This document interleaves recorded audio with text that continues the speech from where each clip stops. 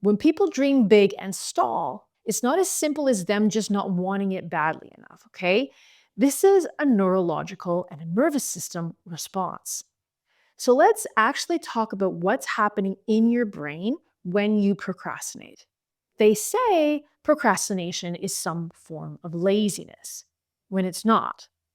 There's a whole body of research, neuroscientists like Timothy Pitchell and Fuchsia Swarah, that shows procrastination is actually an emotional regulation strategy. So when you go to do that workout, when you go to sit down on that side hustle, that business you want to create, this wiring kicks in. So here's what's happening neurologically. Okay. When you imagine the dream, the life, the version of you, the relationships, the outcome, your brain doesn't fully distinguish between imagining and experiencing. So you get dopamine activity, okay? Anticipation, possibility, reward prediction. Neurologically, you're getting a partial reward signal. But the second you move towards execution, different circuitry comes online. Now you're dealing with amygdala activation, okay?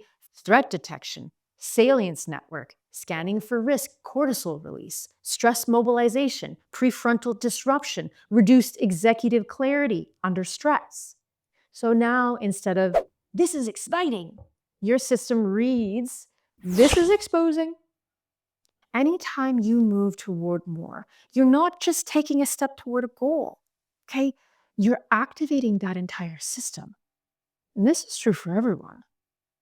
So, why do some people shirk away and do something else productive instead? Or worse, distract away with a movie marathon or a doom scroll? While others take a deep breath and dive in. This all depends on how you're patterned to manage stress. If you've got great emotional regulation skills, you take that breath and you go for it. And if you don't, your neurology throws you another curveball. Because when you delay, you distract, you shift your attention, you experience relief. And to your brain and your nervous system, that relief is not neutral, okay? It's positive. It's a reward in and of itself. You have just successfully downregulated your stress. Your brain registers that as good job. So now you've got a reinforcement loop. Action, stress, avoidance, relief. And that relief gets wired in as neurological productivity.